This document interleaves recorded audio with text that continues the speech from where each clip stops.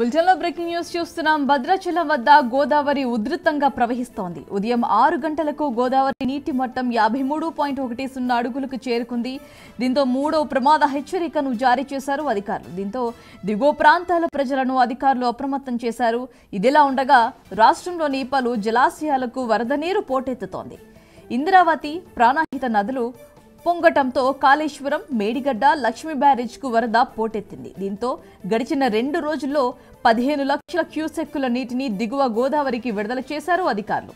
మరోవైపు ఎగువ ప్రాంతమైన ఛత్తీస్గఢ్ లో కురుస్తున్న వర్షాలకు జిల్లాలోని బాస్గూడెం నుంచి చెర్ల పెదవిడిసిలేరు వరకు 70 కిలోమీటర్లకు పైగా వ్యాపించి ఉన్న తాలిపేరు నది ఉధృతంగా అయితే ప్రవహిస్తోంది. దీంతో తాలిపేరు ప్రాజెక్టుకు భారీగా వరద వచ్చి చేరుతోంది. గడిచిన 2 రోజులుగా 3 లక్షల క్యూసెక్కులకు పైగా వరద నీరు దిగువకు విడుదల చేశారు. భద్రాచలం వద్ద మూడో ప్రమాద హెచ్చరిక జారీ చేయడంతో ప్రజలు, అధికారులు అలర్ట్ చేశారు.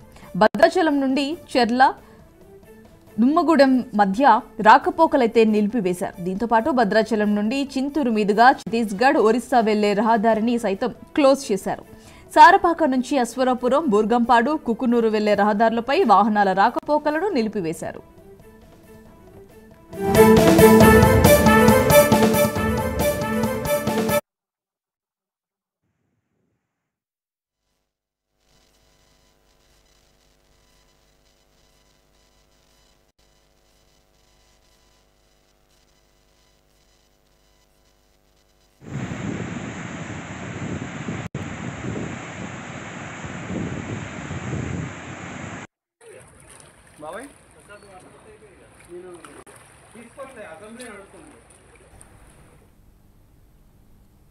ఇదిలా ఉండగా గోదావరి నీటి మట్టం పెరగడంతో భద్రాచలంలోని పలు కాలనీల్లోకి వరద నీరు చేరుకుంది.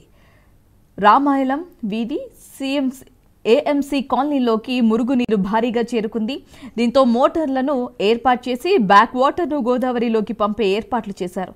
అయినప్పటికీ కాలనీలో నీరు ఇంకా నిలవడంతో 30 కుటుంబాలు పునరావాస కేంద్రాలకు తరలించారు.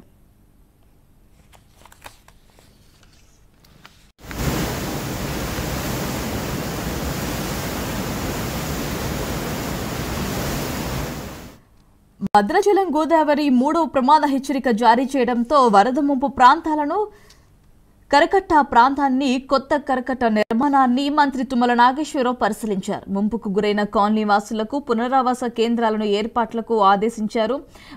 వారితో మాట్లాడి ధైర్యం చెప్పారు. సీఎం రేవంత్ రెడ్డి ఆదేశాల మేరకు భద్రాచలం కాలనీలోకి వరద నీరు రాకుండా కరకట్ట నిర్మాణం త్వరితగతిన పూర్తి చేస్తామని ఆయన అన్నారు.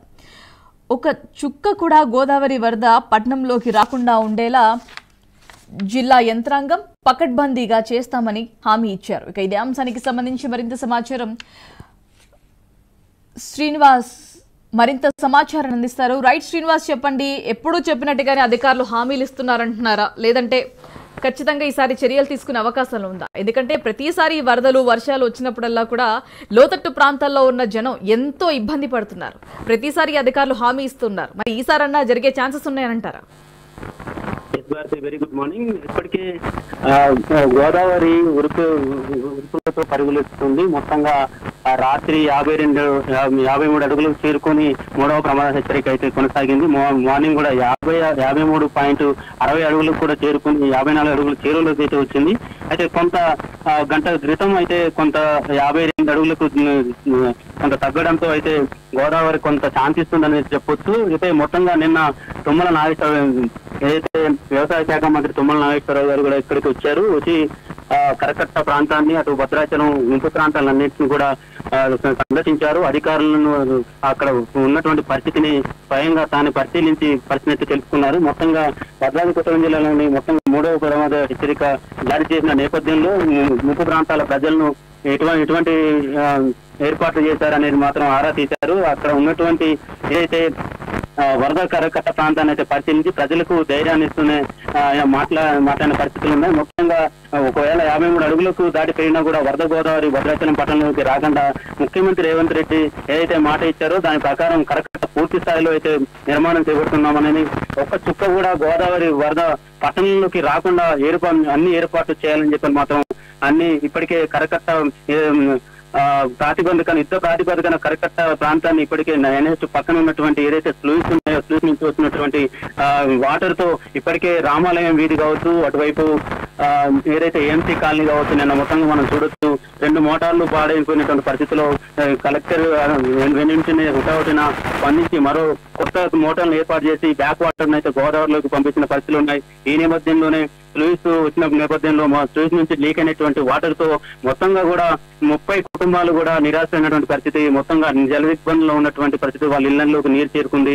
దీంతో పునరావాస కేంద్రాలు ఏవైతే 10 పునరావాస కేంద్రాలు భద్రాచలం స్కూల్స్ కావచ్చు, హై స్కూల్స్ కావచ్చు, నన్నపనేని ఆ స్కూల్స్ ఏదైతే ఉన్నాయో ఆ పరిసర ప్రాంతాల్లోకి సురక్షితంగా చేరవేశారు, వారికి అన్ని ఏర్పాట్లు చేశారు. ఈ నేపథ్యంలోనే ఇటువంటి ఇక్కడ గోదావరి వరద ఉధృతి పెరుగుతుండడంతో ధవళేశ్వరం వద్ద ఇప్పటికే 14 అడుగుల చేరుకుంది. ఈ నేపథ్యంలోనే ఇక్కడ back water, Polavaram back water కూడా ఎగుబోటుతోటి ఏదైతే శబరి నది ఉప్పొంగుతుందో అటువైపు కాళేశ్వరం నుంచి ఉపనదుల నుంచి వస్తున్నటువంటి గోదావరి కావచ్చు, ఇదంతా కూడా ఇటు తాలిపేరు నుంచి వస్తున్నటువంటి ఏదైతే 1,30,000 క్యూసెక్లు పైగా కూడా రిలీజ్ చేసినటువంటి పరిస్థితి, ఇదంతా కూడా గోదావరి వద్ద భద్రాచలం వద్ద వరద ఉధృతి 54 చేరుకున్న నేపథ్యంలో ఇటువైపు రెవెన్యూ శాఖ మంత్రి అటు పొంగులేటి శ్రీనివాస్ రెడ్డి కూడా దీనిపై ఆరా తీశారు, అధికారులను అడిగి తెలుసుకున్నారు. మొత్తంగా అసెంబ్లీ చేసి నడుస్తున్న నేపథ్యంలో ఈ మొత్తం కూడా ఆయన ఫోన్ ద్వారా అయితే అధికారులను తెలుసుకున్నటువంటి పరిస్థితి ఉంది. ఎప్పటికప్పుడు అప్రమత్తమైన చేయాలి, ఎవరికి కూడా ఎటువంటి ఇబ్బంది లేకుండా. కొంత ఆశనష్టం జరిగినప్పటికీ అక్కడ ప్రాణ నష్టం అయితే ఎటువంటి పరిస్థితుల్లోనూ జరగకుండా చూడాలని చెప్తున్నారు. మొత్తంగా కూడా తుమ్మల నాయకులు అయితే అక్కడికి వచ్చారు. వచ్చిన పునరావాస కేంద్రాలకు తరలించారు శ్రీనివాస్. ఇప్పటి వరకు అయితే అటువైపు నెల్లిపాక, మోసే, అటు బంజరు, అటు పెనుపాక నియోజకవర్గంలోని గోపతిరావుపేట, మనుగూరు మండలంలో ఉన్నటువంటి విజయన వ్యాప్తిలో ఉన్నటువంటి అటు సింగిరెడ్డిపల్లి ఈ ప్రాంతంలో కూడా మొత్తం కూడా వాటర్ చేరుకున్నటువంటి పరిస్థితులు ఉన్నాయి. 53.60 అడుగులకు చేరుకున్న నేపథ్యంలో ఇక్కడ సుమారు 150 మంది కుటుంబాలను కూడా అటు మనుగూరు కావచ్చు, అటు జానంపేట కావచ్చు, అటువైపు పెనుపాక మండలం నియోజకవర్గం చూసుకున్నట్లయితే, మరోవైపు ఇటువైపు భద్రాచలం నియోజకవర్గంలో వస్తే కనుక ఇటు చెర్ల, అటు దుమ్మగూడెం, తర్వాత ఆ నర్సాపురం ప్రాంతం కన్నాయిగూడెం, ఇటు ఆంధ్ర సరిహద్దు విలీన గ్రామాలైనటువంటి కన్నాయిగూడెం, ఎటపాక ఈ యొక్క ప్రాంతాల్లో కూడా ముంపు ప్రాంతాల్లో అయిన నేపథ్యంలో వారు మొత్తంగా 200 కుటుంబాలు పైగా కూడా వారన్నిటినీ పునరావాస కేంద్రాలకు చేర్చారు. మొత్తంగా వారికి కావాల్సినటువంటి అవసరాలను అన్ని కూడా తీరుస్తున్నారు. ఎటువంటి ఇబ్బంది లేకుండా మొత్తం గోదావరి ఏదైతే ఉగ్రరూపం దాల్స్తుందో తగ్గిన తర్వాతనే వారిని సురక్షితంగా వారి ఇళ్లకు చేర్చే విధంగా అయితే అన్ని ఏర్పాట్లు అయితే నిత్యావసర వస్తువులు కావచ్చు, అటువైపు కావాల్సినటువంటి అన్నింటినీ కూడా ఏర్పాటు చేశారు. దగ్గర తుమ్మల నాగేశ్వరరావు ఏదైతే వ్యవసాయ శాఖ మంత్రి తుమ్మల నాగేశ్వరరావు మొత్తంగా ముంపు గ్రామాలను మొత్తం పరిశీలించారు. కాలనీలోకి ఏదైతే నీరు వస్తుందో అక్కడ కరకట్ట పనులైతే యుద్ధ ప్రాతిపదికన చేస్తున్నారు. ఇప్పటికే మొత్తంగా ఇదిలా ఉండగా మొత్తం కూడా సీతారామచంద్ర స్వామి రామాలయం భద్రాచలం ఏదైతే ఉందో అక్కడికి ప్రతి నిత్యం కూడా కోలాహలంగా ఉండేటువంటి వేలాది భక్తులతో కోలాహలంగా ఉండేటువంటి రామాలయం నిర్మానుషంగా మారుతున్నటువంటి పరిస్థితి ఉంది.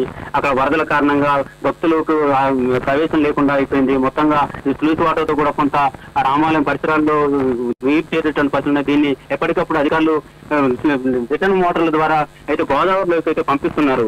భారతి. రైట్ శ్రీనివాస్, భద్రాచలం ముంపు ప్రాంతాల్లో మంత్రి తుమ్మల పర్యటించారు కదా, మరి ఎలాంటి హామీలు ఇచ్చారు, ఎప్పటిలోపు అవి కంప్లీట్ చేస్తారు అని ఏమన్నా చెప్పారా?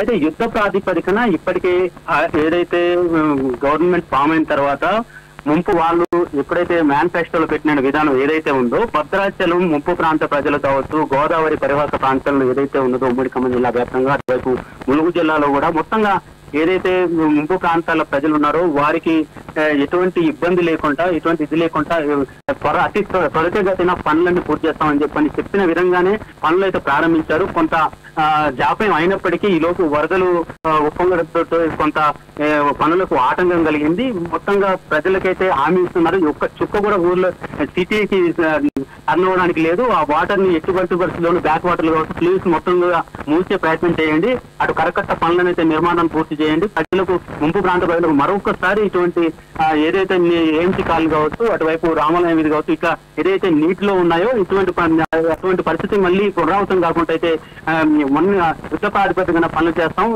ప్రజలు అధైర్యపడాల్సిన అవసరం లేదు. అటువైపు ఆ ఐటీడీ పీఓ కూడా అందుబాటులో ఉన్నారు, అటు మొత్తం అన్ని శాఖల అధికారులు కూడా అందుబాటులో ఉంటారు. ప్రజలు ఎటువంటి వాటికి కూడా భయపడాల్సిన అవసరం లేదు. వరదల నేపథ్యంలో కొంత అప్రమత్తంగా ఉండాల్సిన అవసరం అయితే ఉంది.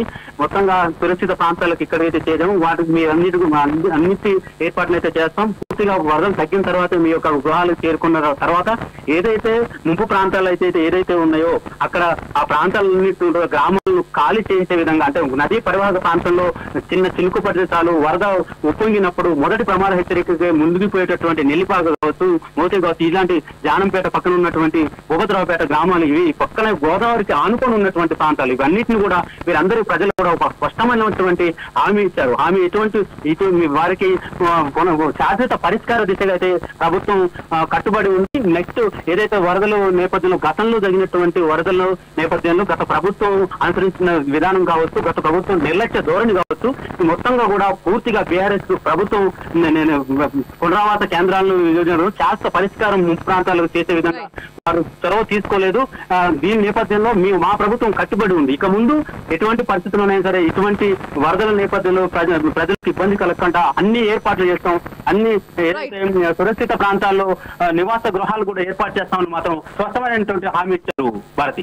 రైట్ శ్రీనివాస్, ఫైనల్లీ ఈ వరద కారణంగా కొన్ని గ్రామాల్లో రాకపోకలు అయితే నిలిచిపోయాయి. మరి దానికి సంబంధించి ఎలాంటి చర్యలు తీసుకుంటున్నారు? If in case any emergency అయితే అక్కడ పరిస్థితి ఏంటి? ఇప్పటికీ యాక్చువల్ గా ఏంటంటే ఇప్పటికి మార్నింగ్ 52 ఇప్పుడు ఉన్నటువంటి పరిస్థితి చూస్తే 52.550 ఉంది. మొత్తంగా గోదావరి కొంత శాంతిస్తుందని చెప్పొచ్చు.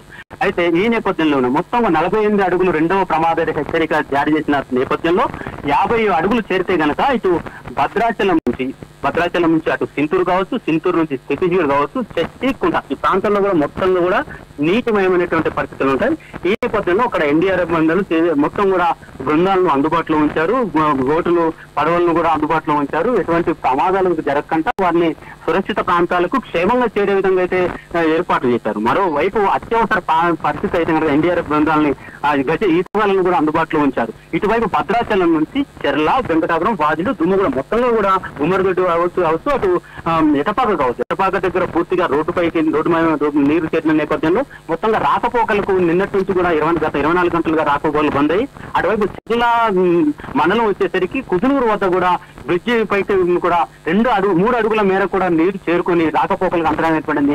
వాహనాలు పూర్తిగా నిలిచిపోయాయి. మొత్తంగా అక్కడ ప్రజలనైతే అప్రమత్తం చేస్తూ సురక్షిత ప్రాంతాలు చేరుస్తూ అయితే పోలీసు అధికారులు కావచ్చు మొత్తం సమన్వయంగా పనిచేస్తున్నారు.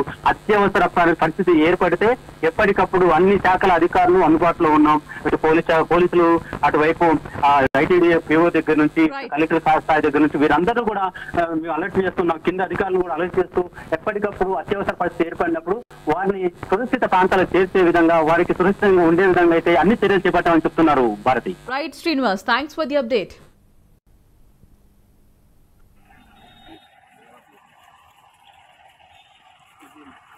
గోదావరి 3వ ప్రమాద హెచ్చరికను కూడా కలెక్టర్ గారు, ఎస్పీ గారు జారీ చేశారు. అయినా సరే 53 అడుగులు దాటి వచ్చినా కూడా భద్రాచలంలోకి ఒక్క చుక్క నీరు రాకుండా ఉండటం కోసం మొన్న ముఖ్యమంత్రి గారు భద్రాచలం వచ్చినప్పుడు ఏదైతే మాట ఇచ్చారో ఆ మాట ప్రకారం ఈ కరకట్ట ఎక్స్పాన్షన్ జరుగుతూ ఉంది. తప్పకుండా ఈ సంవత్సరం ఒక్క చుక్క కూడా భద్రాచలం ఊళ్ళోకి రాకుండా జిల్లా యంత్రాంగం, కలెక్టర్ గారు, ఎస్పీ గారు, పిఓ గారు పకడ్బందీ ఏర్పాట్లు చేసి గత సంవత్సరంలో సుభాష్ నగర్ వాసులు నీళ్లలో వాళ్ళ కుటుంబాలతో పాటు ఇళ్లతో పాటు మనుషులు కూడా ఇక్కడి దాకా మునిగిపోయి మీరు టీవీలో చూపించిన ఘటన గుర్తుపెట్టుకొని కలెక్టర్ గారికి ముందే చెప్పాను, ఈ రోడ్డును కూడా బ్లాక్ చేయండి, అవసరమైతే మీకు ఆల్టర్నేటివ్ రోడ్డు ఉంది లక్ష్మీపురం టు లక్ష్మీనగరం, దాన్ని వాడుకోండి, నేషనల్ హైవేని కూడా బ్లాక్ చేయండి. ఇది నెక్స్ట్ ఇయర్ ఇక్కడ ఏం చేయాలి, ఏ రకమైనటువంటి టెక్నికల్ డిజైన్ చేశారో దాన్ని కూడా నెక్స్ట్ ఇయర్ నేషనల్ హైవే తోటి పూర్తి చేస్తాం. ఇట్లా బ్లాక్ చేసే అవకాశం కూడా ఉండదు. కాబట్టి భద్రాచల వాసులు నిశ్చింతగా ఉండొచ్చు. ఆ రాముడి దయ వల్ల తప్పకుండా భవిష్యత్తులో ఈ ప్రభుత్వంలో భద్రాచల పట్టణానికే కాదు గోదావరి పారివాహక ప్రాంతంలో ఎవరికి ఏ రకమైనటువంటి ఇబ్బంది ఎన్ని అడుగులు వచ్చినా సరే ప్రజలను రక్షించే బాధ్యత ఈ ప్రభుత్వానికి. అందుకని ముఖ్యంగా భద్రాచల పట్టణానికి ప్రాణ సమానమైనటువంటి కరకట్ట ఎక్స్పాన్షన్ జరుగుతుంది. ఈ సీజన్లో వరద రాకుండా కంట్రోల్ చేశాం. నెక్స్ట్ ఇయర్ దీన్ని పకడ్బందీగా పూర్తి చేసి భద్రాచల వాసులు స్థిరస్థాయిగా గోదావరి జలాలు ఎంత వరద వచ్చినా భయపడే పరిస్థితి లేకుండా ఉండేటట్టుగా నా ప్రయత్నం.